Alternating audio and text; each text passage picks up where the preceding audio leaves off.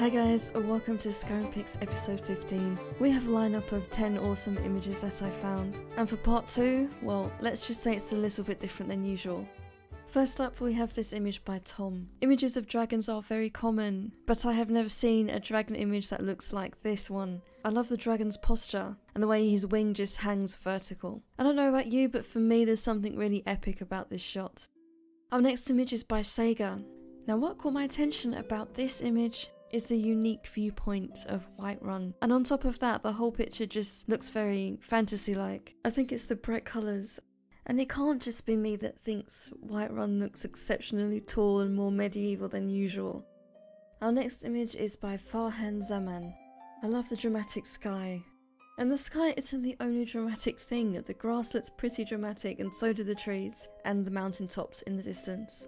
And on top of all that, you've got this solitary Dwemer tower just standing there, marking the way to the exciting ruins beneath. Our next image is by Hyoyu X and consists of sparkles, bokeh, and some very intrepid mushrooms. This image just brings out my imagination, and it makes me think of a scene from a children's novel. You know, the exciting moment when you're a child and you picked up a book and the characters all came to life. This is what I feel when I look at this. I mean, you can imagine all their little conversations as they're running along the tree trunk, trying not to fall off. And do they have hands? I don't think they have hands. I think they have legs. So it's probably even more difficult for them to get their balance. I think this is such a fun image, and the angle is great. Our next image is by XL Angel. Now, one of the things that drew me to this image was the fact that I couldn't work out if it was a photograph or if it was a screenshot. And to be honest, I'm still not 100% sure. Either way, I love the atmosphere. This early morning mist just filling up the forest, and this lone warrior standing there, axe in hand, and traditional Skyrim helmet on head. This image is just fresh and great to look at. Our next image is by Mtash. This is the only one of our set today that is taken vertically, and it's absolutely breathtaking. If you needed a good place to sit and think, this would be it. Once sneeze and you're over the edge. In all seriousness, this is fantastically composed. I love the architecture in this picture, and I love how the presence of this little figure can just steal your attention and refuse to give it back. Our next image is by Kay. This image just has a natural charm. Fuzzy grass, lakeside plants, beautiful landscape view, white swan. I don't think you could really ask for much more. And I think also this image strikes a personal chord with me, because it reminds me very much of a park I used to go to and watch a family of swans grow up. So when I look at this picture, I feel like we've gone far away. And this is a perfect example of how quaint you can actually make Skyrim look. Our next image is by Yahya Slayman. It's really hard to express this image in words, so I have no choice really but to say very few words. Some images just simply have to speak for themselves. I can't even pinpoint the exact emotion that this image creates, but it's somewhere between seriousness, curiosity, melancholy. I find myself literally unable to look away from this image. I think it's a fantastic character design, and the colours in this image just emphasise the whole thing even more. Our next image is by Electric Sheep. This is dramatic, and what's great to have with drama? A very cute looking horse that looks a little bit like a pony, and it's got a cute little hat on. One interesting thing about this picture is the fact that it's raining really heavily, and it seems that the grass is bending under the weight of that rain. If you look in the distance a little bit where it slopes down, you can see that the grass tips are really pale, and it might just be the way the lighting is, but it kind of reminds me of rain beating down on the tops of the grass and splashing back up. This is a really atmospheric image. And last but not least, we have this image by Apie9. Whiterun, Dragon's Reach. I found this image extremely interesting to look at. I love the deep tones to the wood, and the distant aspen trees look great. Now there is another reason why this image caught my attention, other than the fact that it looks amazing. And the thing is, I might be the only one who thinks this, but I'm going to say it anyway. I thought that the bridge looked like a corridor, and the beams nearest to us seem to form a frame, and in that frame seems to be an aspen tree, some grass, some braziers, and a really nice scene that look very much like a painting. If no one else can see it, then I understand. It just kind of feels like I'm viewing this beautiful scene through a frame. And where do you find frames? Beside paintings. But either way, it brings us nicely onto part 2, and you'll see why very shortly. I'm quite nervous, to be honest, because the task I've set myself today is a massive one. I'm here with my nice coffee and I've got a couple of hours to spare. Well, I don't actually know if it's going to be a nice coffee. I hope. I haven't tasted it yet. Now, I've heard Skyrim described as an interactive painting. I've heard it in the context of that being a negative thing. So I've decided to work on the notion of Skyrim being an interactive painting, but I'm going to view it in a positive way. Instead of typical screen archery, I'm going for paintings. I'm actually going to try to make the images I take look like paintings. I was thinking of doing some portraits, some nice scenery of a forested area, and this is where I get worried. I'm going to try to do something that scares the hell out of me. This is either going to be a great success, or it's going to be another one of those failed part 2 attempts. We'll have to see. Surrealism. I am actually going to attempt Skyrim Surrealism, a 20th century movement in art and literature which sought to release the creative potential of the unconscious mind. For example, the irrational juxtaposition of images. We can understand that as two objects or two things together that contrast each other, or that fuse together. Something that makes sense, but almost in an abstract way when you look at it. And can we imagine such a thing in Skyrim? I think the task ahead of me is insane. I've got a few setups in mind. Let's just do this. This is not surrealism, this is just some portraits of a young Nord woman. I just want them to be kind of standard painting type things. Okay, so now we're going to go to Lakeview. The forest is really nice in that area, so I'm just going to take some standard picturesque images. We're here in Riverwood, and I think that will do just as well as Valkyries would have done. So let's go find some trees. Let's find a nice spot where the trees are quite dense. Yes. I love these jumping mechanics. Right, so the next picture that I'm hoping to take is a step towards surrealism, which I'm going to shrink her in size so we get this kind of really overgrown forest effect.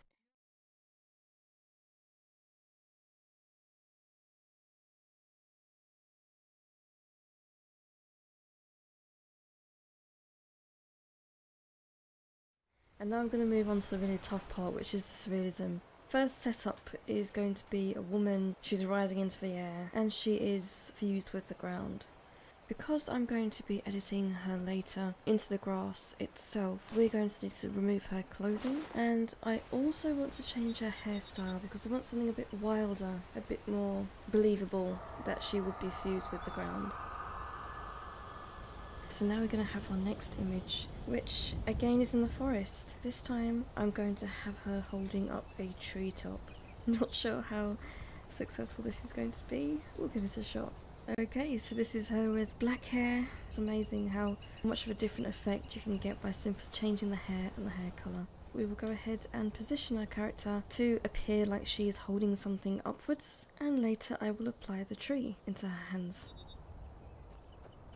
For our next shot we're going to be in Whiterun, and I'm going to be a random dead guy in the woods. Okay. I'm going to do a jar of butterflies, and I'm going to make this jar quite big, and there's going to be butterflies outside of the jar. Right, so here we are with our butterfly in a jar. Now I do feel that this picture needs a point of reference. Something that will let us know that this is not just a close-up of a butterfly in a jar. So I think I'm going to have my character in the scene. Okay, so I think she blends in quite well with the environment. I didn't want her to distract or detract from the idea, so I picked very neutral colours. Right, so the idea for this setup is to have a boat or a ship in this dense greenery, and we are going to be turning the greenery into an ocean type thing, so it's gonna look a little bit like the ocean, and my character's gonna be on the boat, and we're gonna have slaughterfish on the ground. Fingers crossed this is going to go well. It's all about being positive. Oh dear, no. The boat just fell over. Not to worry. Right, so we've got some real big sea monsters here. They are quite scary. The boat doesn't look big enough to actually house her. However, this is surrealism. I'm going to take some pictures like this and we'll see what we can do when we get to editing, because this is kind of the idea I had. Right, so it's been 2 hours now. When I started this, I did say I had a couple of hours to spare, so I have an idea for the last 2 shots. My first idea is a bed in the sky with lots of dragons flying around, and the second idea is a plate with living cows and uncooked potatoes on a table. So here we are with our bed in the sky. I do feel like I'm getting into a bit of vertigo, even though I'm not going to fall anywhere because I have toggled clipping. It still feels a little bit weird.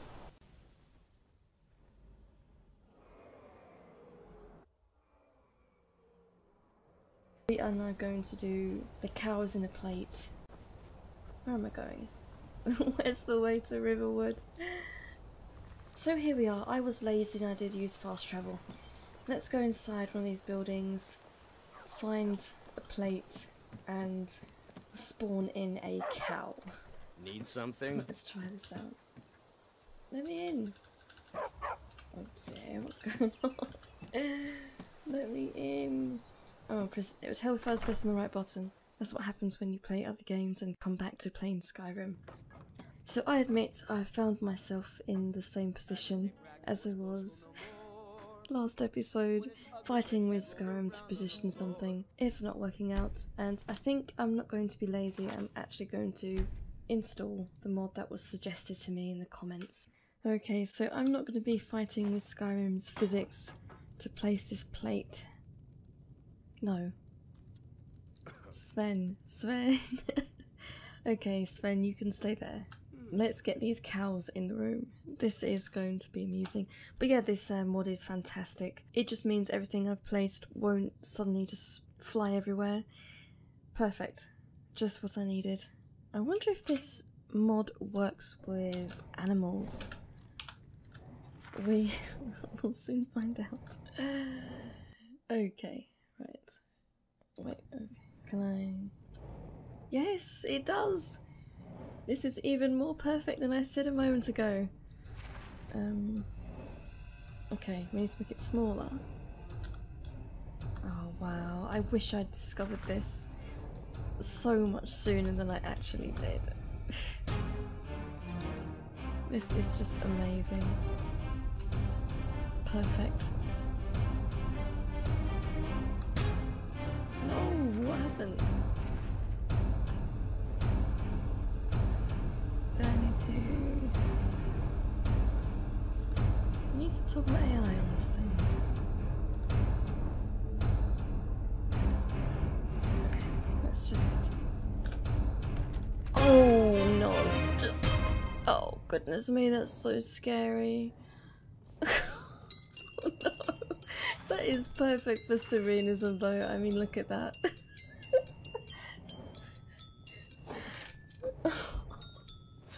I can't bear it, that's just so horrible yet it's so perfect.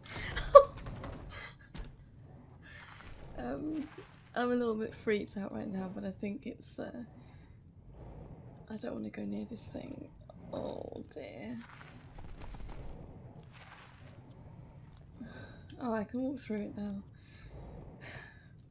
Okay, let me sort this and I'll be back shortly. Okay, so that was the issue. I had to toggle the AI. Finally managed to position the table as I wanted it. I think I've gone a little bit OTT with the lighting. I know lighting's important when in screen archery, but yes. I think I'm fairly happy with this. I could do with a little bit more greenery on the plates, like cabbages or tomatoes. I'm debating whether I should add a tomato. I think I'll add one. This has definitely got to be the longest part 2 to Skyrim Pix I have made so far. I think the record time on this is over 3 hours. And that's not to mention the editing I'm going to have to do. But it's all good because it's been fun. And before we view my surrealism painting Skyrim things, I couldn't resist slotting these watercolour images in here. Well, thanks for watching guys, and I will see you all soon.